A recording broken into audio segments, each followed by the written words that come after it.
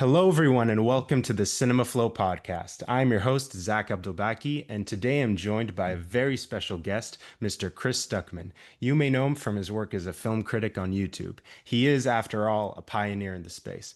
However, if you're like me and you've been watching his videos for the last 13 years, then you know that Chris is a natural born filmmaker.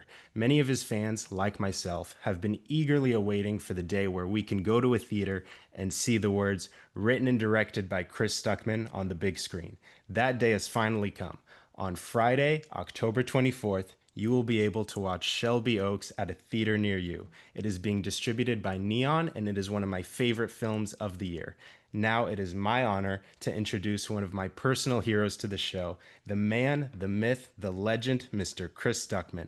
Welcome to the show, Chris. Oh my God, what an intro, Zach. Thank you. Thank you so much for saying all of that. That's greatly inspiring to me.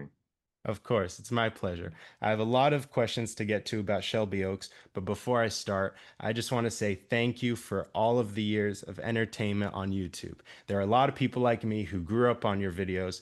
As a teenager, I didn't really have a lot of people to talk about film with, so your videos have always been, to this day, a great source of joy, and I just want to let you know that your work has meant a lot to me, and on behalf of all your fans, we are all incredibly proud of you. Congratulations, sir. Oh my God, thank you, Zach. That's see, like I spent most of my life watching, other filmmakers and other people in the movie space and looking to them towards for inspiration. And so I very much, I'm just very touched by that. Thank you. Of course, of course. You've always been a great supporter of indie film. There are so many movies that I went to the theater to watch because of your recommendations, like The Nice Guys, Your Name, and Mass. So it's amazing that now us fans get to do the same for you. Oh man, Yeah. Mass is amazing. I just met Fran Kranz, actually, the director of that. I went to this Cincinnati Horror Hound convention, and he was back in the green room, and I was just like, "Hey, Mr. Kranz, I just want you to know that Mass is amazing." And he was like, "Oh wow, thank you." Like, you could tell that nobody ever approaches him about that. They probably always come up to him about Cabin in the Woods or The Village or other movies he's been in. It was really cool to see his face light up when someone mentioned his movie to him.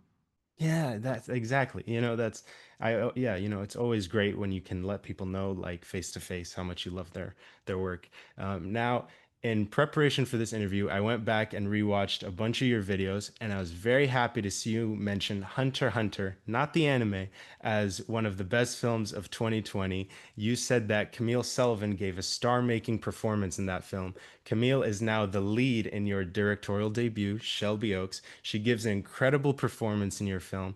What was it like working with her? Oh man, I'm so glad you did your research, man. Thank you so much. That means a lot to me. Yes, I saw her in that film, and thought to myself, who is this woman? Wow, what a performance. And I kid you not, the credits were rolling on it. And I was texting our producer, Aaron Kuntz, saying, I think I found our Mia. And we did a Zoom with her, and we did not audition. We just jumped right in, and she loved the script. She and then I realized that she's actually kind of prolific in regards to her acting career. It's just that she never really had too many lead roles, but she's been in so many different things from TV to movies. And I was amazed when she said she had never done a SAG production in America, that because she's from Canada, and that's ACTRA. And this was her first time having to go through the SAG process because she has shown up in all kinds of big movies, just in very small parts. And it very much so was one of those experiences where it was like finding a diamond in the rough of like you've been around the block, you've had so many professional experiences, you're so good at your craft, you understand how sets work to such a high level.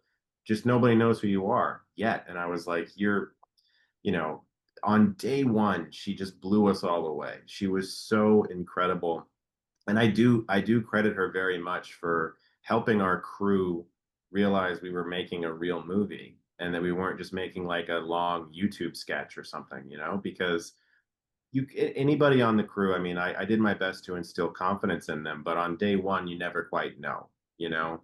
I have a lot of friends who work on crew, and do all kinds of positions from PA all the way to first AC.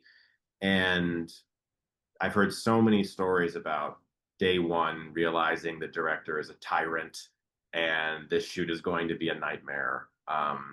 And so I do think on day one, Camille and her dedication was so apparent to everyone that we all just kind of went, okay, we all need to make sure that we're on her level and we're coming to set every day prepared to make a movie. Yeah, no, that's amazing. Um, I'm curious, did you get to do any rehearsals with the actors at all? Unfortunately, we didn't get to do anything offset. What we would do is a camera rehearsal before every take. So like we call in the actors for rehearsal, we call in the crew for rehearsal, and we have the lights mostly set up at this point, and we kind of know the blocking, but we just need to see the actors in the space to make sure the light is hitting their faces correctly, to make sure that they understand the scene and the space that they'll be walking around in or whatever. So we were able to do camera rehearsals at least once or twice before every take, which was great. But on this movie, we shot for 20 days in principal photography, and there just was not the time or the money to do any real rehearsal before we, got to set. We did do a table read though, Oh, which was great. Which was That's the first time when you're kind of sitting down with people and you're seeing it come to life a little bit. And I remember that was also the first time where I was like, okay, Camille's awesome. She's bringing it on the table read, which a lot of actors don't do. They sit down, they kind of read it just very bland. But she was like crying, during the table read. So I was like, yeah, we're in good hands. yeah, I know. I heard that you only had 20 days to film plus 3 additional days thanks to Neon. What was your favorite day of production? Ooh, favorite day. I do think as tight as it was, the 2 days we had at the prison was pretty great because, you know, when you write a script for an indie movie and you write 7-story rusted prison, there's a lot of folks who read it who came to me before we shot and they were like, "Where are you gonna find that? How are we doing that? Is this CGI? Like, I don't know what this is supposed to be." And I was like, "No, no, no, no, no! I got a place. We got a place. We can do it. I know the guy who owns the place, and we can do it." And when we got there, you could see everyone be like, "Okay, yeah, yeah, this is fucking cool." We get to shoot in this place that has this history of the Shawshank Redemption and things like that. And like I said, it was very tight. We had the 2 nights, but to be in there was very creepy too, because I mean, it's haunted. That place is messed up. A lot of weird shit has happened there for sure. Um, and so it was scary. We had to like always stay in groups because it'd be really easy to get lost. With all of these different directions, and it was always a night shoot, and so that was kind of fun. And I'm a night owl as well, so like naturally I like the idea of staying up till 5 a.m. working on a movie in a creepy haunted prison. Yeah, no, I remember the prison from your review of Shawshank, and you were able to create so much tension and suspense in that sequence without any dialogue. It was one of my favorite scenes in the movie. Thank you so Um, much. yeah, and I heard you tell Perry Nemiroff that you got all the locations for the movie. I'm curious, like, I mean, what was that challenge like? Because I've had to get locations for my short films, and it's always like you just have to like ask them. I go and ask the owner of the place. Yeah. Yeah, I mean, so with the prison, I reached out to this guy who, like, back when I shot that review for Shawshank, I reached out to a guy who did the paranormal ghost tours that they have there, and on Facebook, I just messaged him on Facebook, and I was like, "Look, can I shoot a review for Shawshank Redemption there?" And he was like, "Sure, man, come on." And then I maintained like a friendship with him over those few years, and that was in I think 2017 maybe. And so, you know, 4 or 5 years later, I'm like, hey man, do you think we could come and do this thing? And because I had maintained that friendship, he was like, sure, and he gave us an amazing rate. I think a lot lesser than most films he would have charged for, and that allowed us to do it, and we could afford it. But that's just because I was networking with people in Ohio and staying in touch with them and thinking like one day I think I might need to cash this sort of rain check about this friendship, and can I use this location please?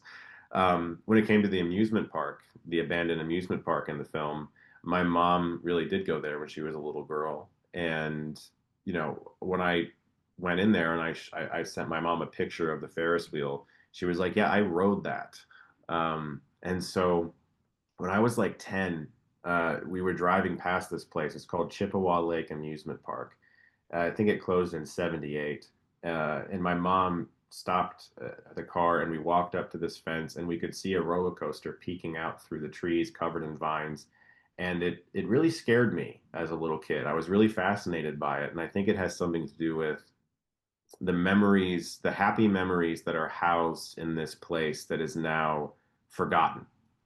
And I was really intrigued by that. And it always kind of stayed in my mind as this image.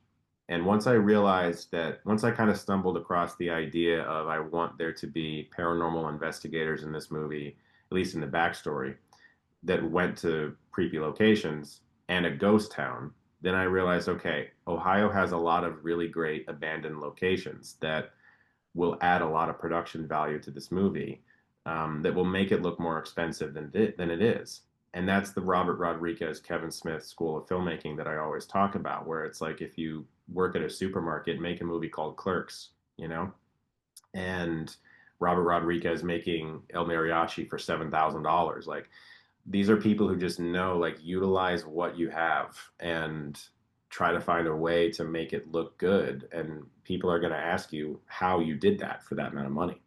So, yeah, I mean, it was just me making friends with people and staying in touch over the years. And then eventually one day, emailing them or Facebook messaging them and being like, hey, do you think this can happen? Because it would really help us. Yeah, no, and when you add up everything, like it really felt like the town of Shelby Oaks was a real place. Like you really, like, I think it's an underappreciated thing trying to get locations for a movie. Um, Thank you. Yeah, I all those locations are real. Like there's a few. There's like a little montage where there's this aerial shot of like a 3 block radius of abandoned homes. There's no CG in that shot. It's a real abandoned 3 block radius in Cleveland. There's a abandoned football stadium that's in the movie. The only CG in that shot is we added the word Shelby. I I think it originally said Rubber Bowl because it's from Akron, and everything that we did, like there's an abandoned car graveyard that I found in the back of in the woods behind an old used car repair shop. And I asked the guy, I was like, is there any way that I can fly my drone through here and get this shot? So like those shots were done by me just driving around making it happen. And doing, like, I'd give somebody like $25 to let me shoot his behind his auto repair shop, just stuff like that to get it done. Yeah, and it's all very resourceful. Um, I also really appreciated the creepy atmosphere that you were able to create during the scenes that take place at Norma's house. The production design in that scene was incredible. It felt very lived in and authentic. What was it like working with your production designer to create all of that implied history in the art direction? Christopher Hare is a brilliant person. This is his first credit as a production designer, and our art director Sarah Sharp, right by his side. And he too, it was very much so, I think, in my position of trying to prove yourself a little bit. When you're doing your first credit on any position, it's like, all right, I have to make a something that matters. And him and I had a lot of discussions in pre-production about everything, and the script was very clear about the architecture of Norma's house and what had to happen. There are, obviously, you've seen the movie, so there's specific things that have to be in the architecture, and there's a physical journey through the house that has to happen. And so these things all have to be understood and built in a way that not only could we afford, but that could be shot properly and lit properly. And so, we were very clear about everything with him from the start, and he would give us blueprints and diagrams of how he saw it. There were like one of my favorite things he would provide was the script would have a very clear description of like a door or a tunnel or something along those lines, and he would say, that kind of door is really hard to find and really hard to build, but if we did this, uh, it was like a chain link fence kind of thing. He was like, if we did this, that's a lot easier to find and it gives you the same kind of story element. And I was like, perfect. So that's the type of expertise that I know nothing about. I don't know anything about what kind of building materials are readily available in northeastern Ohio. But Christopher Hare came in and he was like, "Look, this is the best and most efficient way to achieve all of this and get all of these materials." Yeah, no, he did an amazing job. I also want to shout out your editors, Patrick and Brett.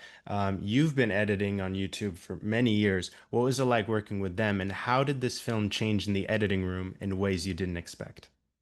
Incredible. Patrick Lawrence and Brett Bachman are two genius editors. And yes, I've been editing my whole life and ever since I was 14. And before we had an editor hired, because there was this period when we wrapped the movie where we were looking for an editor, I did an assembly cut of the movie myself, and that's the cut that I showed Flanagan that brought him on board.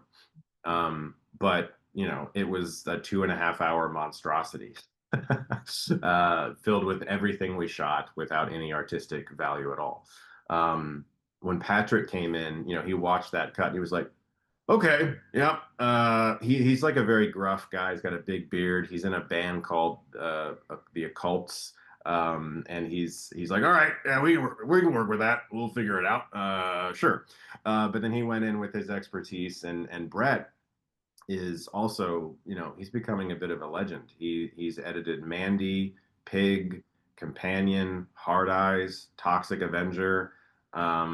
He's just amazing. And Patrick's making a name for himself too right now. So both of them sort of right next to me, the value, I can't even describe how valuable it is to have people who did not have the movie in your head for, 5 years, people who are completely fresh, who are seeing these images for the first time, who can offer their own interpretation of them, who can provide specific advice about the flow of the edit, and they're not looking at all of these things like, oh, it took me so long to get that shot, that's got to be in the movie. They're looking at that and they're like, that doesn't have to be in the movie, and they can show me why. And it's I'm honestly scared to make a movie without those guys.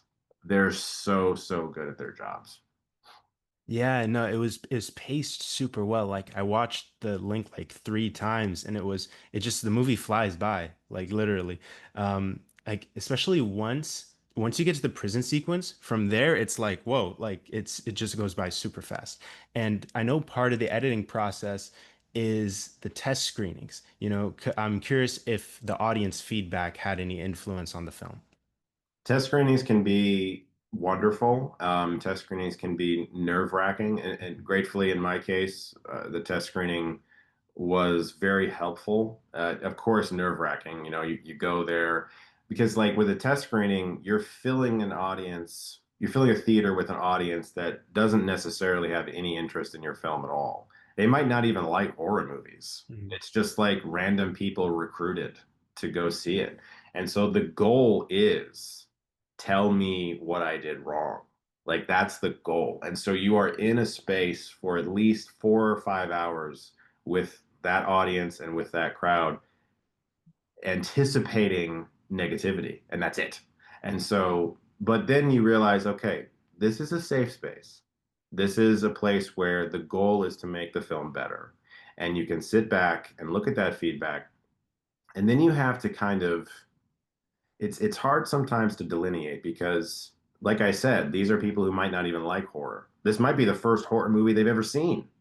And so you do have to read it with kind of a grain of salt and be like, some of this I do not necessarily have to pay attention to because that's absurd.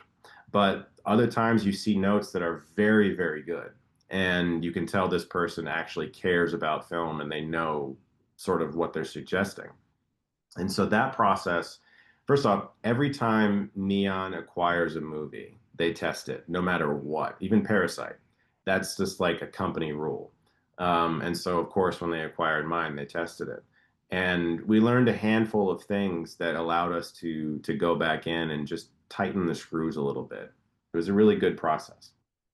Yeah, no, I think it sounds like it's a balance of like you know, like certain, like you want to take the notes from people who are kind of the target audience for the film, I assume. Like you don't want someone who says, make the movie less scary. It was too Right, scary, you know. So right. I think it's that kind of balance. One thing I want to ask, this is a kind of a follow-up to the interview on Real Rejects. Um, the YouTube film criticism space is very different now compared to when you started. There's a lot of negativity and performative mockery that seems to be very popular thanks to the algorithm. Do you think that it's possible for up and coming film critics to find success on YouTube today without just giving in to all of that? Absolutely. Because what I've learned about YouTube over the past 16 years is that trends come and go, Mm. but um, people who are real, they stay forever. People who have are offering something that is not fake, because we go through these periods where like certain types of entertainment, and this is widespread, all kinds of entertainment spheres, books, movies, whatever, very popular. Okay, like from 2008 to 2019, superhero movies Hmm. everywhere. Okay, now we're in a space where we're kind of like, you got to be really, really good to impress me, because we've seen it all now. And on TV, you think about like the golden age of like Breaking Bads and Game of Thrones and all these shows. There's this way of like looking at anything, whether it's entertainment or even the YouTube space, as trends that come and go. And I talked with Greg, who is great, and I love him, about legacy and what type of content has legacy, meaning that it can stick around for a long time and still be viewed as valuable in 10 or 20 years, and what type of content is very current. What type of content is the now? You know, you're watching this right now, and this is interesting to you maybe today and tomorrow, but in a week, you're not going to care anymore. And a lot of what you're talking about is current content that doesn't necessarily have legacy value. If you do a video review of, let's say, Predator, people are going to probably want to know how you thought about Predator for a very long time, and it will continue to accrue views and hits over the years because it's a classic movie and because your opinion on it matters. But if you did a video about, like, let's say, some Disney controversy of a casting choice, like Disney casted the wrong person in the movie and now everyone hates it and the movie hasn't even come out yet, whatever. That might get some attention for like 3 days and then never be viewed again. And that's the thing that I'm always noticing. And so I do think that, yes, if you are genuinely yourself, if you are being yourself on camera, if your passion is clear, people will find you and your content will always be watchable because you were always authentic. You were never fake and you were never trying to impress strangers by giving into some sort of trend. That I agree 100%. I mean, like I know just as a fan, like I've watched all your videos, but I don't go back and watch like Batman v Superman spoiler review. I go back and rewatch the Halloween special reviews because those are always like there's some that I've seen and then like 5 years later I go back and I'm like, well, I forgot about that one. And then I rewatch it and it's so cool to like you're introducing me to like new movies, which is probably my favorite thing. I only have a couple extra minutes. I maybe can I do some rapid fire Yeah. questions? At what age do you think your kids will be old enough to watch Shelby Oaks? Oh man, they see the poster now and they go, "That's Daddy's movie." So they want to, but not now. No. I maybe like somewhere in between 12, 13, maybe. Yeah, probably. Yeah, no, I agree. Also, you're such a prolific writer. I know you've written lots of screenplays. This just happened to be the first one you were able to make. I'm not going to ask you to reveal anything, but do you yourself know what the second Chris Stuckman film will be? I really hope so. I have one right now that's getting a lot of attention from producers. I do have some producers attached to it. I have been pitching it. The meetings have been going very well. And I feel like I'm getting really close. Yes. And it is another genre movie, but it isn't.